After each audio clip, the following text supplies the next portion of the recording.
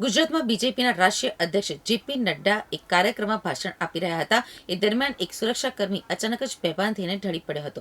પરંતુ નડ્ડાજી ભાષણમાં બ્રેક ન લગાડી એટલે કોંગ્રેસ પ્રવક્તા મનીષ દોશીએ ભાજપ ઉપર આકરા પ્રહાર કર્યા હતા. વડોદરાની અંદર સરદાર સાહેબની યાત્રા દરમિયાન ભાજપાના રાષ્ટ્રીય અધ્યક્ષ એમના ભાષણ ચાલુ હતું. તે દરમિયાન એક સલામતી રક્ષકને તબિયત ખરાબ થતા તેઓ ઢળી પડ્યા. અચાનક બનેલી ઘટના, પણ તેમ છતાં ભાષણ રોકવાને બદલે ભાજપાના રાષ્ટ્રીય અધ્યક્ષ પોતાની ઇમેજ અને ઇવેન્ટને ચમકાવવા માટે ભાષણ ચાલુ રાખે છે. એમની માટે સલામતી રક્ષકની જીવનની કિંમત કરતા પોતાની રાજનીતિ મહત્વની હોય તેવું વધુ એક વખત ભાજપાનું સામે આવ્યું છે. આ ભાજપાનું ચાલચલન, ચરિત્ર અને ચહેરો જનતા સમક્ષ ઉજાગર થઈ ગયો છે.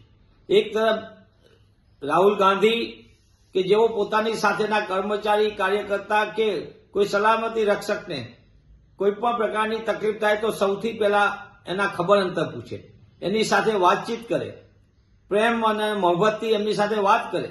અને બીજી બાજુ ભાજપાના રાષ્ટ્રીય અધ્યક્ષે ભાષણ ટૂંકાવ્યા વિના સંવેદનહીનતાનું ઉત્તમ ઉદાહરણ આપ્યું છે.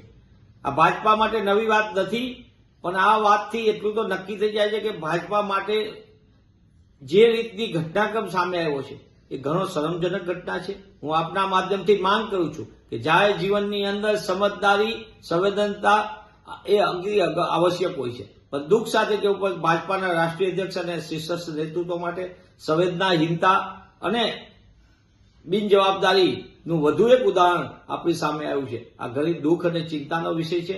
ત્યારે હું પૂછવા માંગુ છું ભાજપાના સશસ્ત્ર નેતૃત્વને, શું તમારી માટે 24/7 કામ કરતા સલામતી રક્ષકનું જીવન મહત્વનું નથી કે તમારી રાજનીતિને તમે અગ્રિમતા આપો છો? એનો જવાબ પણ એમને જાહેર જીવનમાં આપવો જોઈએ.